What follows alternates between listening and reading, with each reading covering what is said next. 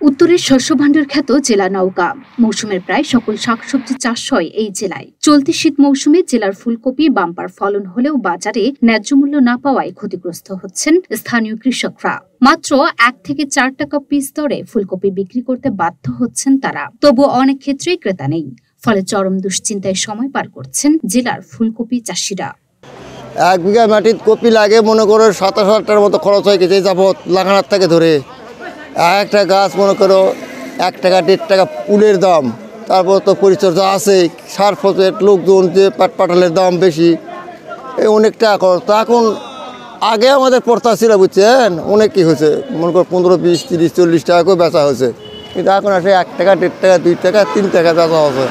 এরকম খুব লস, গাড়ি ভাড়া টাকা থাকে না। নওগাঁ রাজশাহী আঞ্চলিক মহাসড়ক সংলগ্ন ডাক্তারের মোড়ের অস্থায়ী পাইকারি ফুলকপির হাটে গিয়ে দেখা যায় ভোর থেকেই কৃষকরা তাদের জমিতে চাষ করা ফুলকপি বিক্রির জন্য বাজারে নিয়ে আসছেন, কিন্তু ফুলকপি বিক্রি করতে এসেই পড়তে হচ্ছে চরম বিপাকে। আকার অনুযায়ী প্রতিটি ফুলকপি বিক্রি হচ্ছে 1 থেকে 4 টাকা দরে। এরপরও কেউ কেউ অপেক্ষা করেও ক্রেতার দেখা পাচ্ছেন না। আমি 2 বিঘা মোট কপি লাগাইছি। আমার বাড়ি নওগাঁ সদর থানার বর্ষাল ইউনিয়নের চকাতিটা পাশে শুকর গ্রামে। আমার 2 বিঘা জমি প্রায় 40,000 টাকার মতো খরচ হয়েছে, কিন্তু এই বছর যে কপির বাজার, এই বাজার অনুসারে কৃষক খুব ক্ষতিগ্রস্ত হচ্ছে।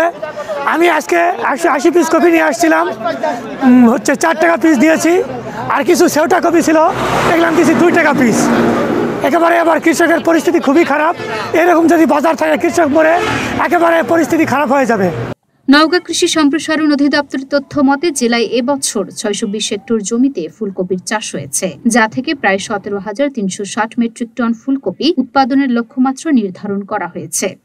ফুলকপির দামের বিষয়ে জানতে চাইলে জেলা কৃষি বিপণন কর্মকর্তা সোহাগ সরকার ঢাকা পোস্টকে জানান, চাহিদার তুলনায় উৎপাদন বেশি হওয়ায় দাম একদম কমে গেছে। আগাম জাত এবং মধ্যবর্তী জাতের ফুলকপি একসঙ্গে বাজারে আসায় সরবরাহ অনেক বেড়ে গেছে।